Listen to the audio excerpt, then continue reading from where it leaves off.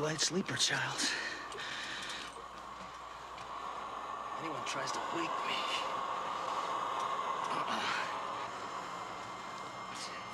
Clear!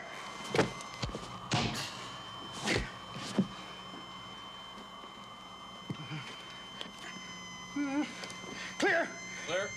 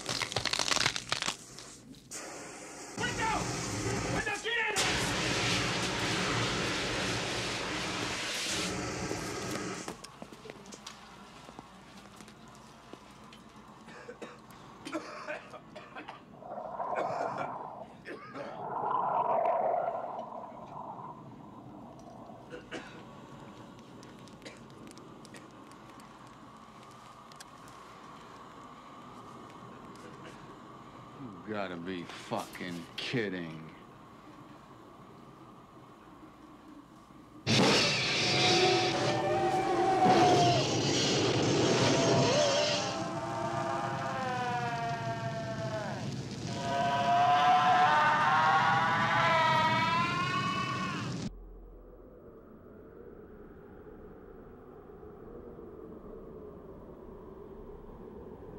Trying to talk about how to approach making a movie is difficult. Each one has its own personality. What basically you start with is an idea for a director of photography. You want to begin meeting production designers. You want to begin the process of setting up how to make the movie. And one of the big keys to me in making the thing was discovering John Lloyd.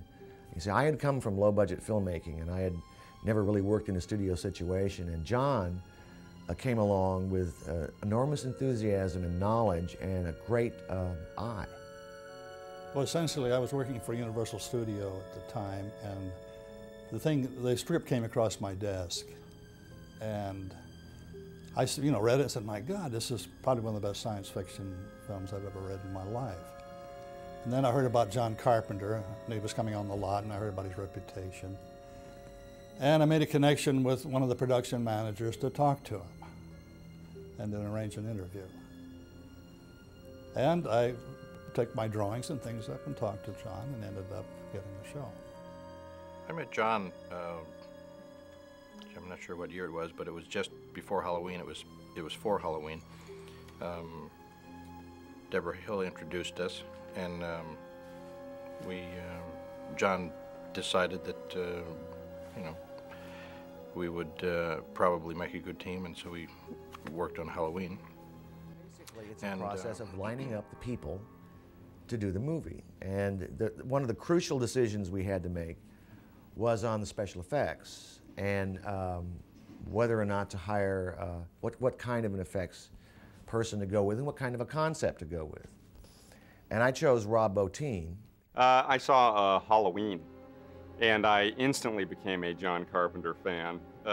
He was, that film is just amazing. It amazed me. And I had the fortune of working on a picture, which was a Roger Corman film, Rock and Roll High School. I met Dean Cundy. He did an amazing job on Halloween. I was also a big fan of him as a cinematographer and director of photography. And I begged him to introduce me to John Carpenter. You know, I said, I gotta work with this guy. So I went in and I met John, and he was shooting The Fog. And I said, you know what, do you have any creepy kind of characters that, are in this movie? I said, I'd love to play it. You got anything like the guy with a mask in Halloween or whatever? He says, as a matter of fact, I do.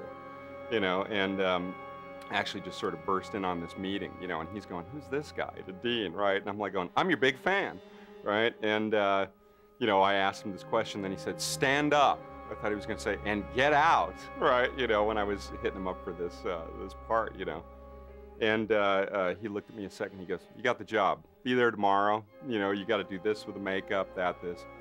So I got to work with him, and I was very happy, and we had a good working relationship and really had a lot of similar interests and things. And he said, guess what? He goes, I'm going to do a movie called The Thing, And I said, you're kidding me? You're going to remake The Thing? And he said, yeah. He says, that's the idea. And he says, I want you to make The Thing. Right, and I went, oh my God, this is fantastic, And, actually, after I did The Fog, I actually did a picture called The Howling. And it was such a big success for me, and I was about 20 years old when I did that. And I think I finished up the project when I was 21.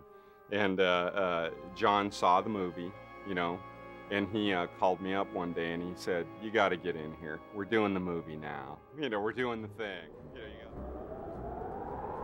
Well, Rob Bottin has a great sort of strange imagination, and of course his characters, likewise, the creatures and so forth. I was really intrigued and challenged by the fact that we would be doing some things that hadn't been done up to that point in creating these illusions. We tried all kinds of things, cranking the camera faster and slower, and under cranking and shooting the camera upside down so the backwards action looked somehow strange. A lot of different sort of photographic techniques. One of the tricks with working with rubber, whether it's a mask or a makeup appliance, or whether it's a completely fabricated creature, is lighting it carefully so that it looks real, so that there's you don't give away the tricks, the little seams and the paint and the wires and all of the things that are necessary to make it work. And Rob was always very sensitive about his creatures. There was, whether there was too much light on them. So I didn't spend much time there, but when we were at the shop, Rob had already started sculpting a lot of the things, like he sculpted the fused bodies that we find in the Norwegian camp. And that was lying on the floor when I walked by the first time, and I just remember thinking, this is incredible art. This is amazing, grotesque art that he's created here. The same thing with the big fused dog thing. It was actually before they put all the hair and the slime and everything, and all that pink slime, all that drippy stuff, and the pieces of king crab claws or whatever the hell he used for that. Before he put all that stuff on it, it was an amazing piece of sculpture. Just beautiful. I mean, grotesque, horrible, but also... When I started seeing some of the effects that Rob had created, there was one particular sequence where Charlie Hallahan's head comes off the table and a tongue shoots out and it pulls across, turns over, it grows stalks and walks across the floor. When I saw that, I realized a great sense of relief, because what I didn't want to end up with in this movie was a guy in a suit. See, I grew up as a kid watching science fiction and monster movies, and it was always a guy in a suit. Or sometimes it was a kind of bad puppet, like It Conquered the World comes to mind right now, Roger Corman's movie, this kind of vegetable monster kind of going like this woodenly. And my fear was, they'll laugh at us, there'll be a joke. I mean, even as great as the movie was, and Alien was a terrific movie, it's still, in the very end, up stood this big guy in a suit. You know, I don't want to do a suit. You know, I want something that's alive. So I was, when I saw that stuff coming out, I was like, oh man. Now, there were some effects we had to fool with. They didn't work perfectly. Because this stuff is not like, as Rob said to me, it's not like ordering pizza on the phone. You have to build it and create it. And sometimes it doesn't work. In our case, I think it did. You gotta be fucking kidding.